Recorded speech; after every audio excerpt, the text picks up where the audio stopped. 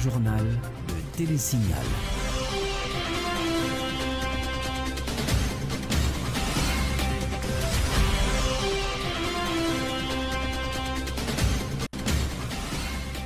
Bonjour, bonsoir à toutes et à tous. Bienvenue pour cette nouvelle édition du Grand Journal sur Télésignal. Bonne semaine à vous. Merci d'être avec nous. À la une de l'actualité, 26 décès dus au choléra, 2828 personnes hospitalisées pour 3582 cas recensés en Haïti de mars 2015 à date. C'est le bilan présenté ce lundi par le ministère de la Santé publique relatif à l'évolution de la maladie dans le pays. Le MSPP recommande l'application des principes d'hygiène. 8 morts et 26 blessés, c'est le bilan d'un grave accident de la circulation survenu ce lundi matin sur la nationale numéro 2 à hauteur de Morne-Tapion dans la commune de Petit-Gouave. Une collision entre deux camions est à l'origine de l'accident. Dans l'actualité également, un soldat de la MINUSTA tué par balle, un policier haïtien blessé ce lundi après-midi à l'entrée de la ville de Ouanaminthe dans le département du Nord-Est. L'origine du tir reste inconnue. 11 personnes ont été arrêtées. Quid du processus de préenregistrement des candidats pour les législatives de 2015? Les opérations vont bon train. Sur tout le territoire national, près de 150 candidats à la députation et 27 au Sénat ont déjà confirmé leur inscription au CEP selon la direction du registre électoral. Et puis, à l'étranger, Hillary Clinton a annoncé sa candidature pour l'élection présidentielle américaine prévue en 2016. Avant de réaliser ce grand rêve, l'ex-secrétaire d'État doit d'abord passer par la primaire du Parti démocrate. Le développement de ces titres dans un instant.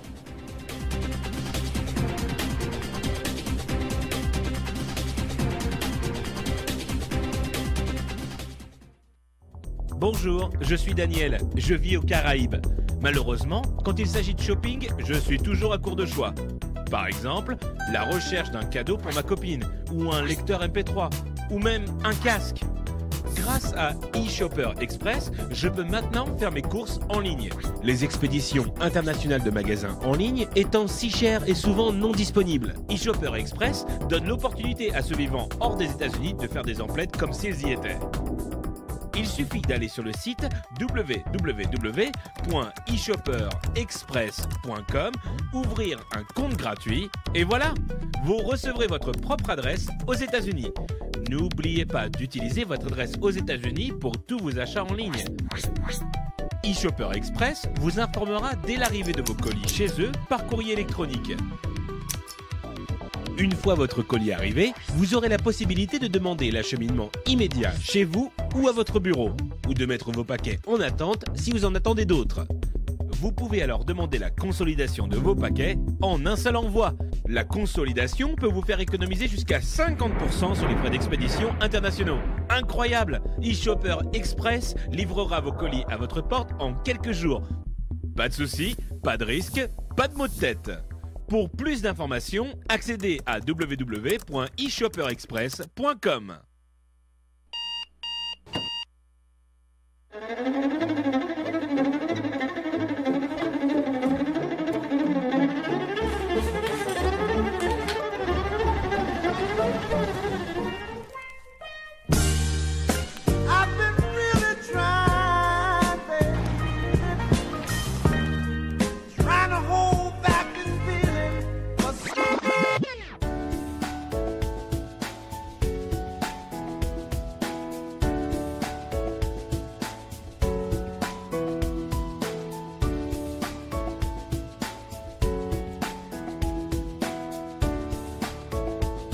Démaquillant, lotion après rasage et lotion rafraîchissante.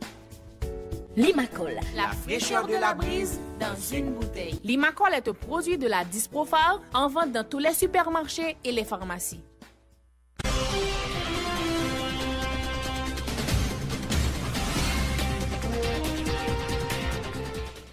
Merci de votre fidélité. Le développement du journal. Comme annoncé en titre, l'épidémie du choléra continue de faire des victimes en Haïti de mars 2015 à date. 26 morts, 2828 personnes hospitalisées pour 3582 cas recensés.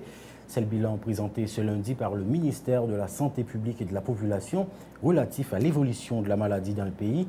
Selon la responsable de la direction d'épidémiologie, de laboratoire et de recherche, Cathy Lapierre, l'Artibonite, l'Enip, le Nord, l'Ouest et le Sud-Est sont les 5 départements placés en alerte rouge.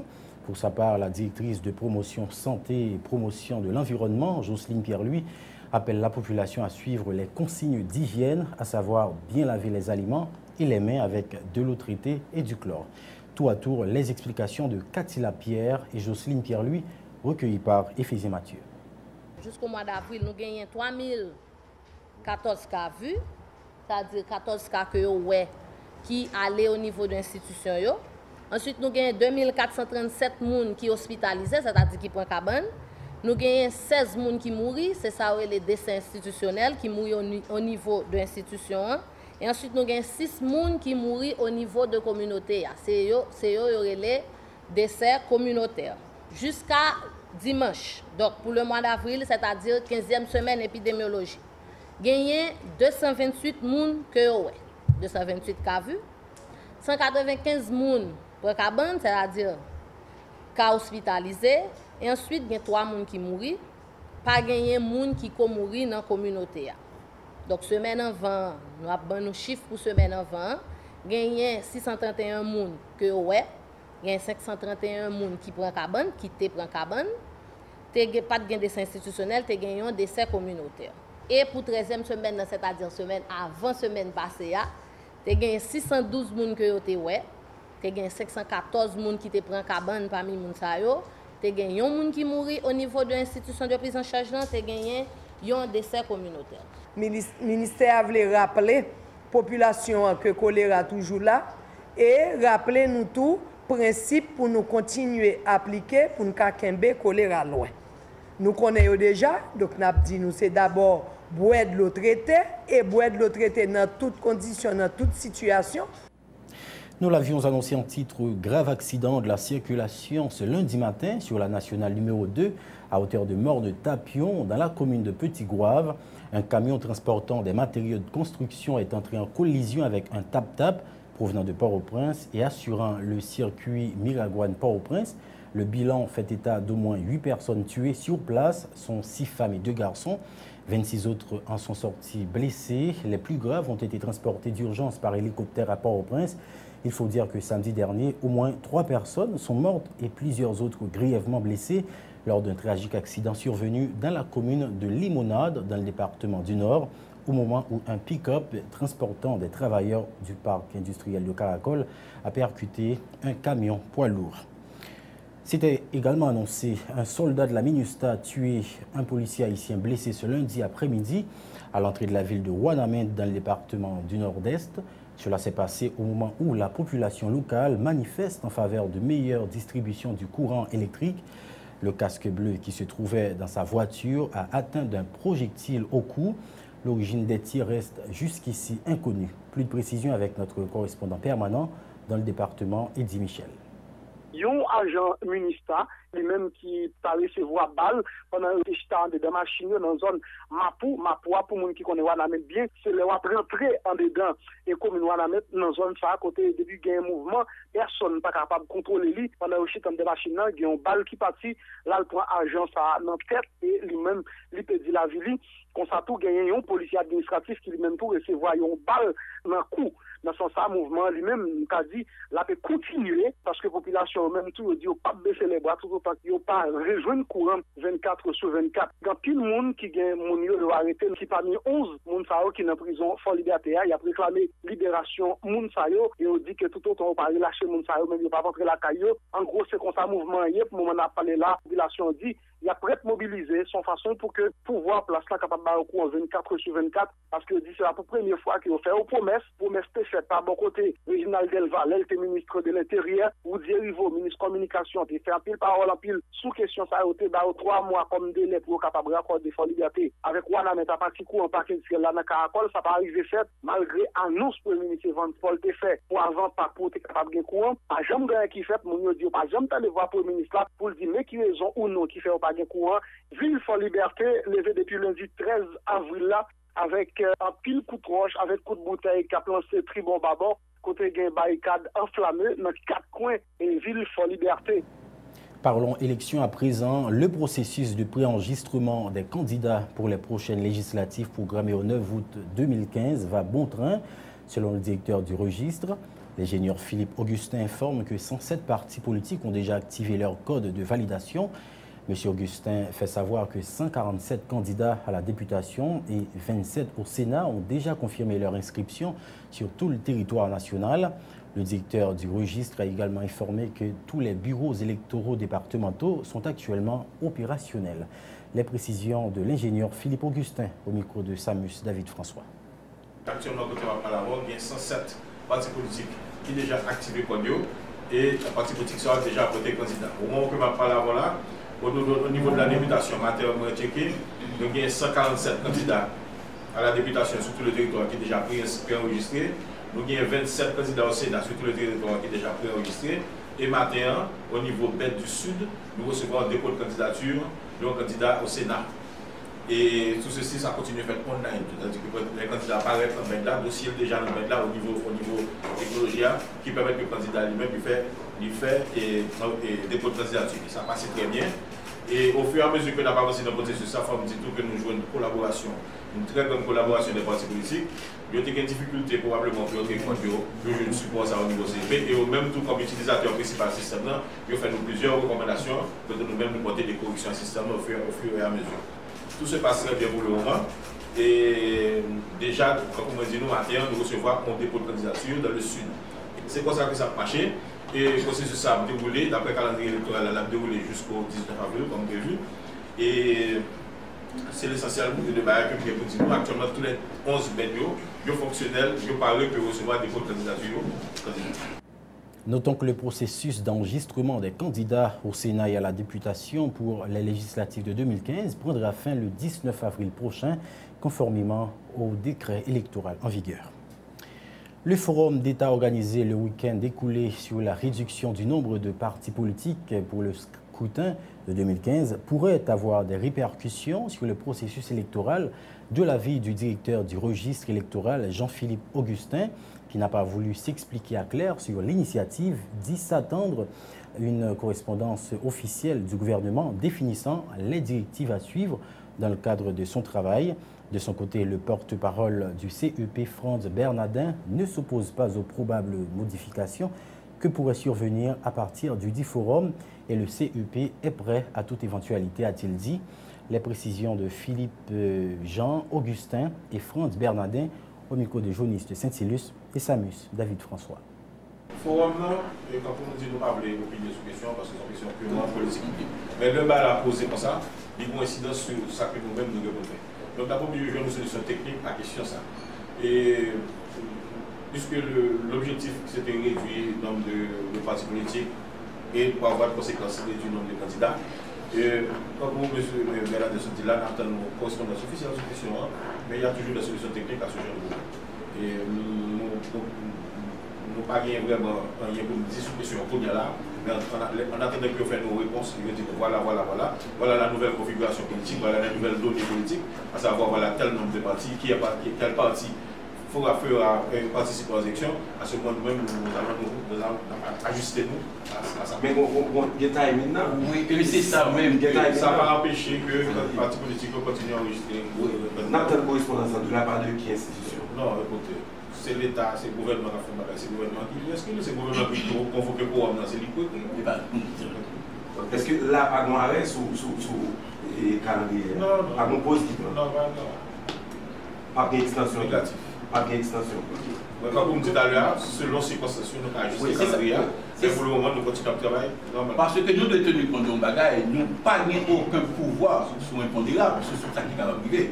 Mais comme par exemple, que c'est c'est-à-dire que nous avons un calendrier que CP a appelé à respecter, mais il y a des impondérables à présenter chaque fois nous ajustement qui est nécessaire, qui est obligatoire, la publicité faite, mais nous respectons le calendrier jusqu'à ce que nous arrivions à terme. Parlons élections toujours. Installation le week-end écoulé des membres des bureaux électoraux communaux dans les différentes communes du département du Sud-Est. C'est le président du conseil électoral provisoire, Pierre-Louis Aupon, qui les a installés. M. Aupon a exhorté les nouveaux membres des BEC des communes du Sud-Est à faire de la loi électorale leur principale boussole. René Voltaire. Une délégation qui gagne en tête le président conseil électoral provisoire Pierre-Louis Opon visité Jacques Mel jeudi et vendredi 10 avril 2015. Objectif tourner ça, c'était pour venir installer mon bureau électoral communal dans quelques communes département sud-est là, tant que Jacques Mel, Jacques Mel Marigot et la vallée de Jacques Mel. Président KEPA Pierre-Louis Opon, assisté de chef cabinet Jean-Claude Henry, mandé bureau électoral communal pour agir dans respect de la loi, pour capable d'éviter de rester dans camp loin après résultat élection yo. Président KEPA Pierre-Louis Opon fait connaître il pas de compétence pour le capable mettre femmes dans tête bête yo laisser concours qui organisé. Pierre-Louis Opon promet pour mettre femmes yo dans prochaine poste KEPA si toutefois c'est monde qui gagne compétence yo yé. Ben là moi gagne qui très jeune et pour monsieur qui très jeune yo blague la fini et lors pour une décision font avec perdre élection vie en jeu vie famille en jeu. Lors pour coblon nèg dans mon nèg ou pour mettre le faire gain dans élection le perdu vie en jeu vie famille en jeu. Deux bail moi dit nous là au fait déjà les ka fait. Ça veut dire que son jeu me dit nous que nous l'ayons bail qui difficile qui dur seul avantage l'état gagne avec nous son concours qui fait nous de choisir une là-dedans. Faut que nous dit pendant passage li président KEPA chita parlé avec diverses autorités dans villa parmi eux responsable régional ministre dans Jacques Mel Julien Enda Rajier sous accompagnement avec implication ministre dans processus électoral là.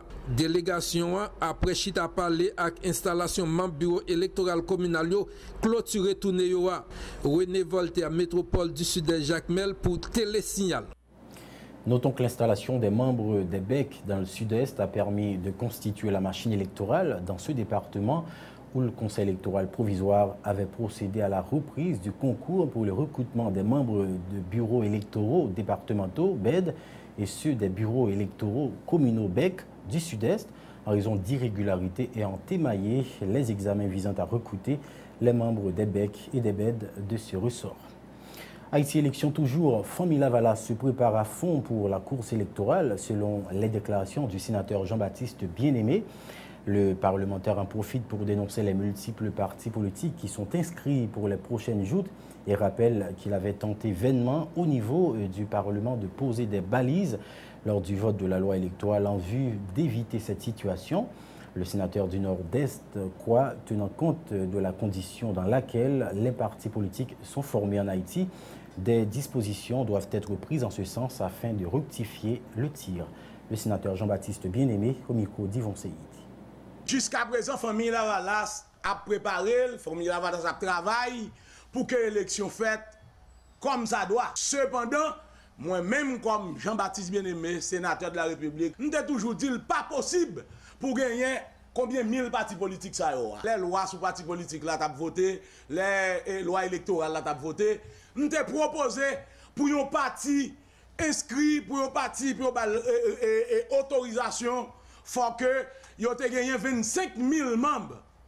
En pile moun te goumé nous te vinn entendre nous au Sénat pour te gagner 10 000 membres pour un parti te ka gagné autorisation du ministère de la Justice. Malheureusement, il y a un pile sénateur qui te combattre moi, li pas passé. Et me dit que siège là pas pour parti politique là, siège là pas pour parlementaire, c'est pour parti politique là callier pour éviter question PSP, embauchage qui t'a fait chaque exécutif yo ramassé et député avec sénateur pour faire embauchage pour venir entrer dans le parti officiel là. Mais malheureusement, nous sommes minorité, li pas passé. Jodi a si Constance a ban nos raisons, l'a démontré clairement ça nous te dit à l'électeur doit faire parce que parti politique là vinn tout nos commerce qu'on y a en pile nèg qui gen sig, yo pas gen adresse, yo pas gagné CPA même deal, l'obligé c'est sur Facebook, l'a voyer communication par parti politique yo.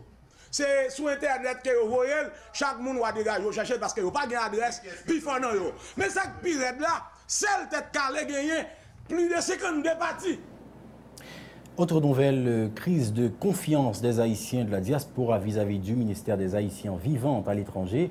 Une situation qui s'explique par les mauvais services fournis par le MAV à nos compatriotes évoluant en territoire étranger et également la non-vulgarisation des projets réalisés par le ministère des Haïtiens vivant à l'étranger, tente d'expliquer son directeur général. Édouard Valmé a fait savoir que le MAV s'active à regagner la confiance des Haïtiens de la diaspora.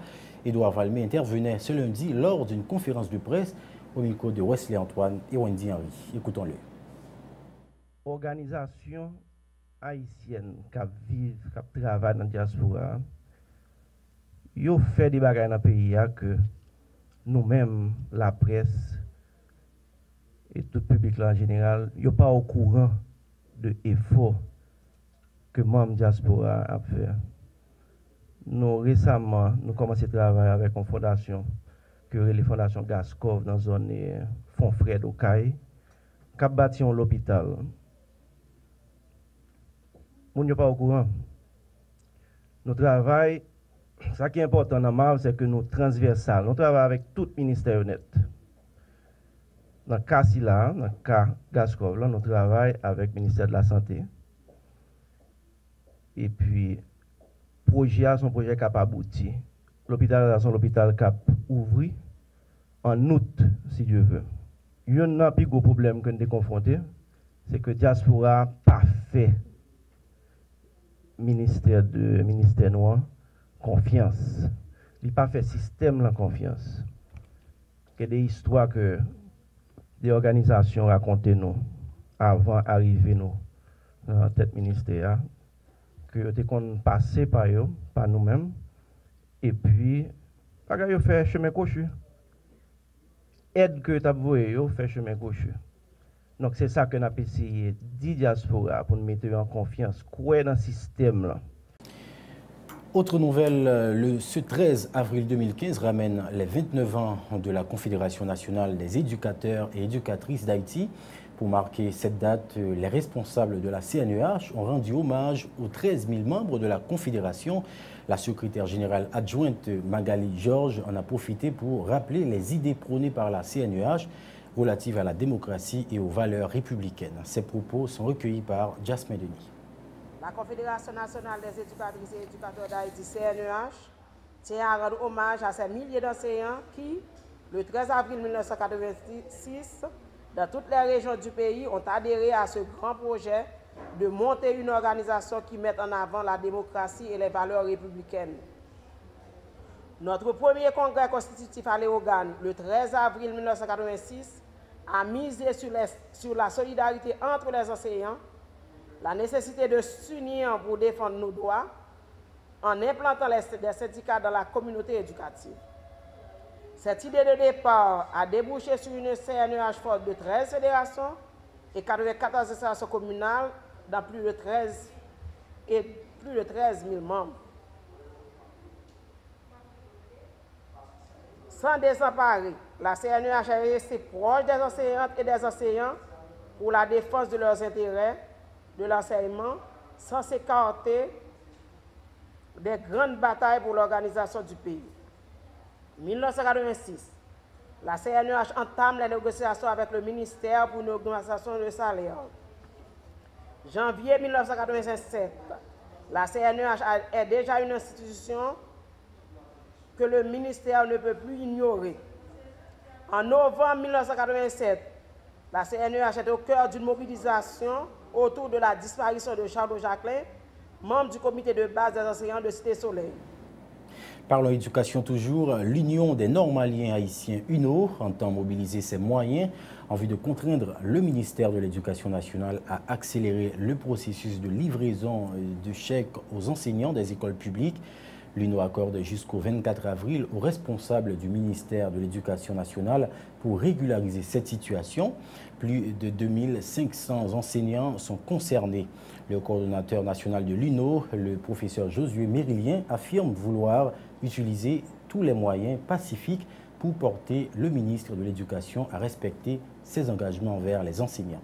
Ces précisions sont recueillies par Journiste Saint-Ilus et Maxo Joseph.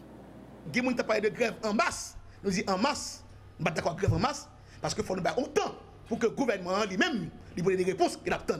Nous remarquons que plus ça va passer vers fin avril, c'est plus tout des réponses qui passent sur route portée. Donc plus ils portent, il faut maintenant nous mobiliser. Et nous disons enseignants, ils ne vont pas faire cadeau. C'est force mobilisation nous qui a obligé que le gouvernement en général et le ministère prennent ce problème et prennent solution à faire. C'est une solution qui attend. Et nous avons dit tout le gouvernement de pays en tout. Je veux dire, c'est l'élection qui priorite le gouvernement, problème santé, problème éducation, problème qui grand coup, c'est pas garder. Donc si nous créons sous bloc glace, nous avons des questions d'élection, valez nous. n'a pas que il faut élection bidon côté une période pour continuer voir faire tout bagaille et puis nous-mêmes nous toujours même là. Donc nous-mêmes professeurs dans une dirigeants nous prenons devant, nous veillons actifs. Nous pas que ça arrive nous, c'est pour ça que nous dit et gouvernement gagne jusqu'au 24 pour des réponses concrètes après le problème qui nous dit là. Sinon, le 27, tout pays en mobilisation. Grève générale, le 27. Tout pays. Grève générale, pas de grève. Tout le bagaille, tout ça qu'on fait.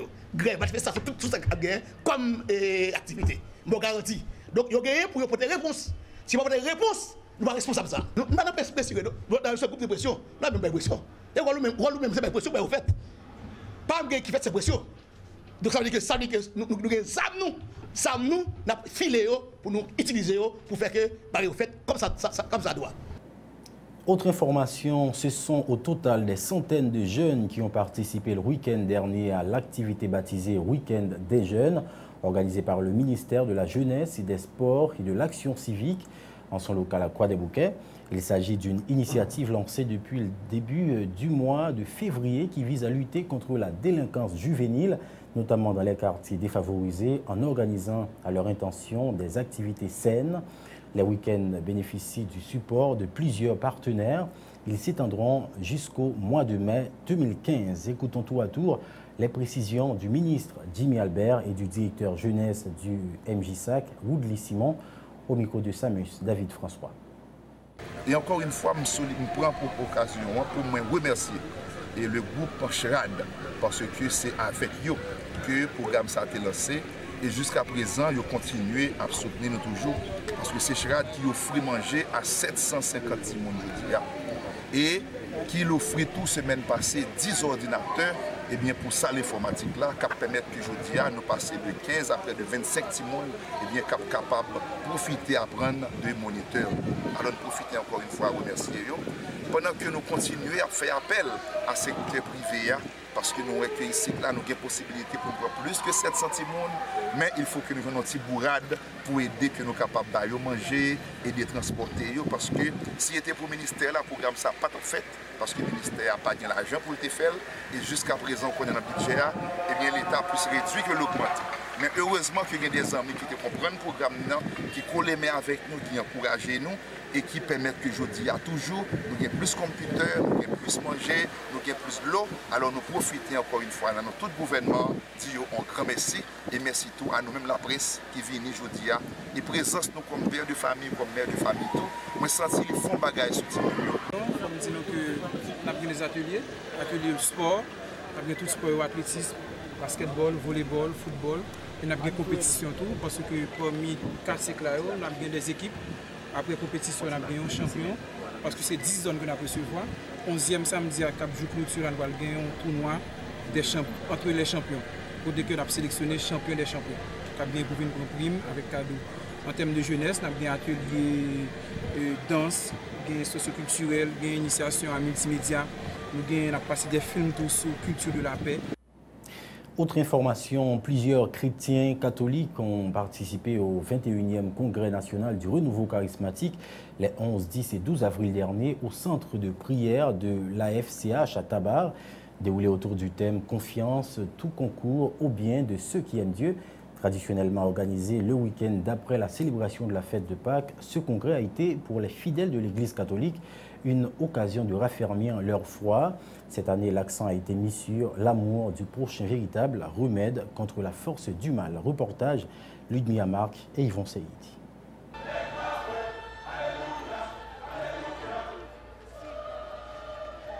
Avec joie et ferveur, bon nombre de pèlerins, majoritairement chrétiens catholiques d'Haïti et de la diaspora, ont profité de ce congrès annuel traditionnellement organisé le week-end d'après la célébration de la fête de Pâques pour méditer, raffermir leur foi et glorifier le nom de leur Seigneur.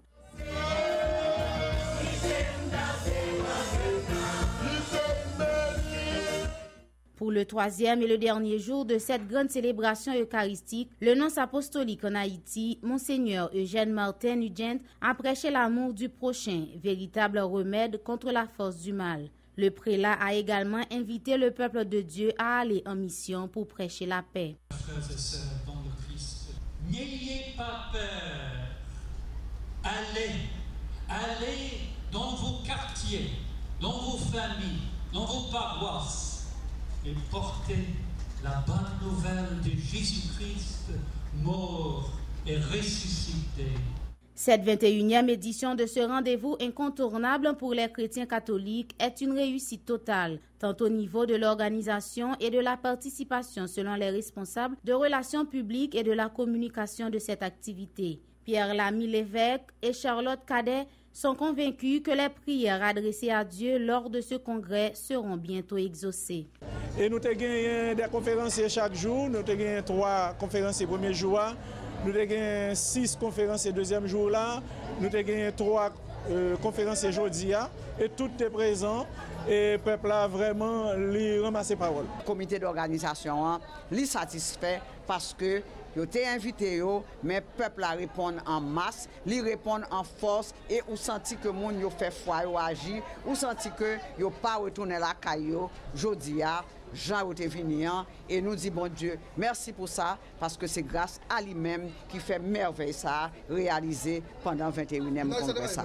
Confiance, tout concourt au bien de ceux qui aiment Dieu, a été le thème du 21e congrès national du renouveau charismatique. Un thème tiré de la lettre aux Romains, chapitre 8, verset 28.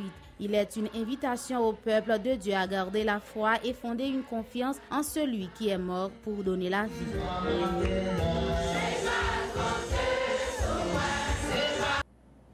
Lancement le week-end écoulé de la première édition de la Foire internationale agro-artisanale à l'initiative du groupe de recherche et d'appui à la production nationale GRAPNA. Cette grande manifestation commerciale périodique se tiendra du 9 au 11 juillet 2015 à West Palm Beach en Floride, donnera lieu à une cinquantaine d'artisans haïtiens d'exposer un total de 250 produits, ont indiqué les initiateurs. À cette première édition de la Foire internationale agro-artisanale sont prévues entre autres conférences, débats, animations culturelles, expositions. Écoutons à ce sujet les précisions de Jacques Thomas et Bertha Wainwright, respectivement membres et coordonnatrices de GRAPNA, au micro de Ludmilla Marc et Maxo Joseph.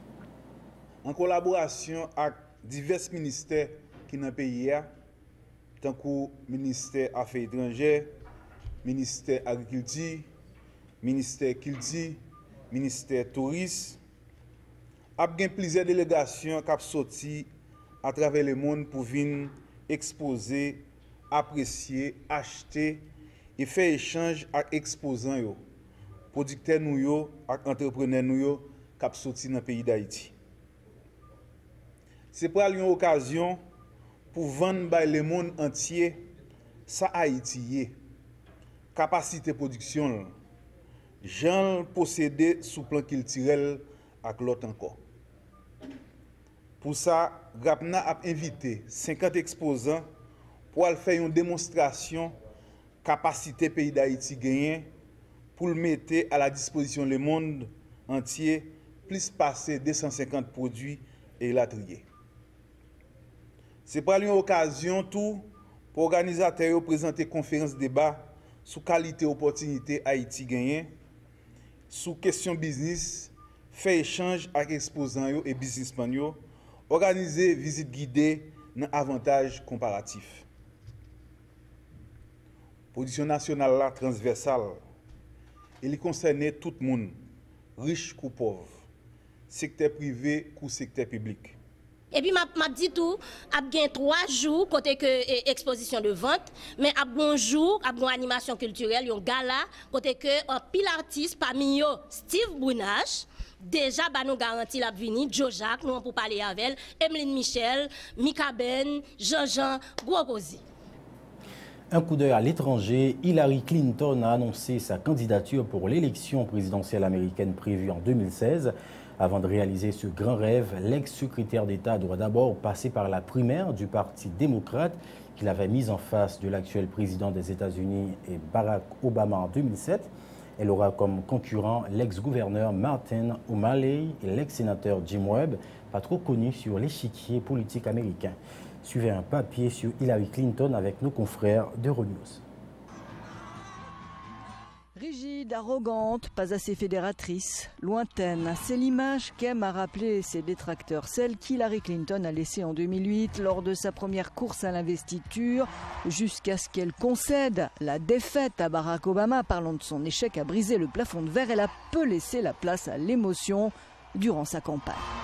D'autres préfèrent rappeler son mémorable discours devant un groupe de femmes à l'époque. Démonstration, aux yeux de ses partisans, de son empathie et sa capacité d'écoute. C'est vraiment quelque chose de personnel pour moi, disait-elle. Ce n'est pas un engagement seulement politique. Nous devons inverser la tendance.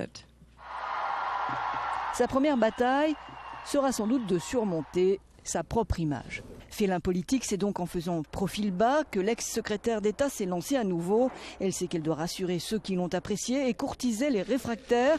4 ans à la tête de la diplomatie américaine, une reconnaissance internationale que beaucoup lui envient. Mais c'est à l'Amérique des gens ordinaires désormais qu'Hillary Clinton veut s'adresser.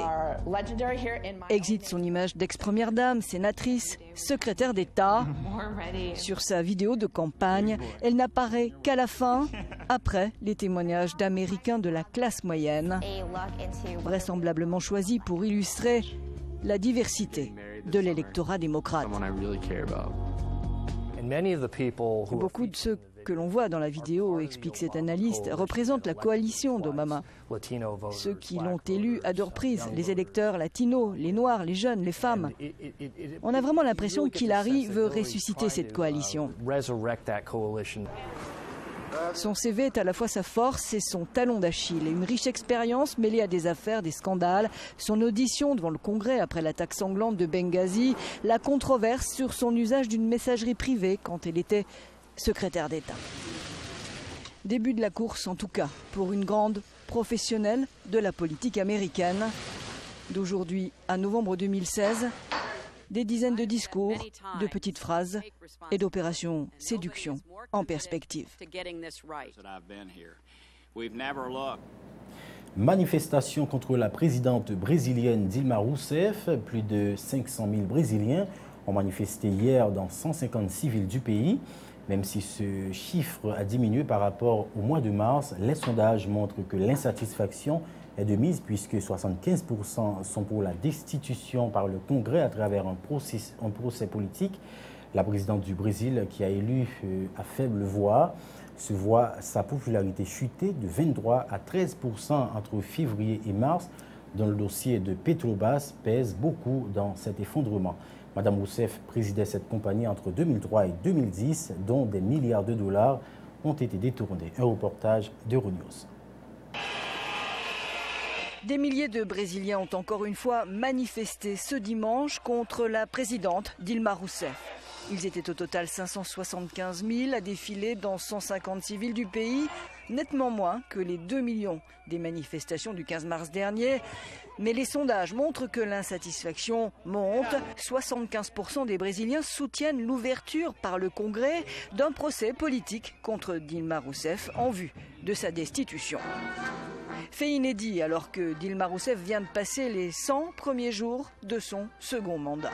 Élue de justesse en octobre, sa cote de popularité a chuté de 23% à 13% entre février et mars. Le méga scandale de corruption de Petrobras y est pour beaucoup. Les Brésiliens la considèrent responsable car entre 2003 et 2010, c'est elle qui présidait cette compagnie dont des milliards de dollars ont été détournés. Plus de 50 politiques, dont des membres du Parti des travailleurs, sont inquiétés. Les mesures anticorruption signées par Dilma Rousseff n'ont pas calmé les esprits. D'autant plus que la situation économique du Brésil se dégrade. 2015 va nécessiter un nettoyage de printemps, dit cet économiste. Beaucoup d'ajustements vont être faits dans l'économie cette année pour essayer de régler les dégâts engendrés par Rousseff pour être élue, comme quand elle a ouvert l'économie et donné une sorte de chèque en blanc aux gens. Maintenant, le moment est venu pour eux de payer. En 2014, le PIB a stagné à 0,1% et selon le FMI, il va se contracter de 1% cette année. L'inflation interannuelle est à 8,13%, la plus élevée depuis 1990. Sur le plan politique, Dilma Rousseff est prise en tenaille par ses alliés de centre droit du PMDB, qui ont approuvé une loi autorisant les entreprises publiques ou privées à sous-traiter leur activité économique. Le Parti des travailleurs est contre, tout comme les syndicats qui craignent des licenciements et la précarisation de l'emploi. Ils ont appelé à la grève ce mercredi. Et à présent, le rappel des titres avant de refermer cette édition. 26 décès dus au choléra, 2828 personnes hospitalisées pour 3582 cas recensés en Haïti de mars 2015 à date. C'est le bilan présenté ce lundi par le ministère de la Santé publique et de la Population relatif à l'évolution de la maladie dans le pays. Le MSPP recommande l'application des principes d'hygiène. 8 morts et 26 blessés, c'est le bilan d'un grave accident de la circulation survenu ce lundi matin sur la nationale numéro 2 à hauteur de Morne-Tapion, dans la commune de Petit-Gouave. Une collision entre deux camions est à l'origine de l'accident. Dans l'actualité également, un soldat de la MINUSTAH tué par balle, un policier haïtien blessé ce lundi après-midi à l'entrée de la ville de Ouanamène, dans le département du Nord-Est. L'origine du tir reste inconnue. 11 personnes ont été arrêtées. Quid du processus de préenregistrement des candidats pour les législatives de 2015? Les opérations vont bon train sur tout le territoire national. Près de 150 candidats à la députation et 27 au Sénat ont déjà confirmé leur inscription au CEP, selon la direction du registre électoral. Et puis à l'étranger, Hillary Clinton a annoncé sa candidature pour l'élection présidentielle américaine prévue en 2016. Avant de réaliser ce grand rêve, l'ex-secrétaire d'État doit d'abord passer par la primaire du Parti démocrate. C'est la fin de ce journal. Merci de votre attention et de votre fidélité. Excellente semaine. Très bonne suite de programmation sur Télésignal.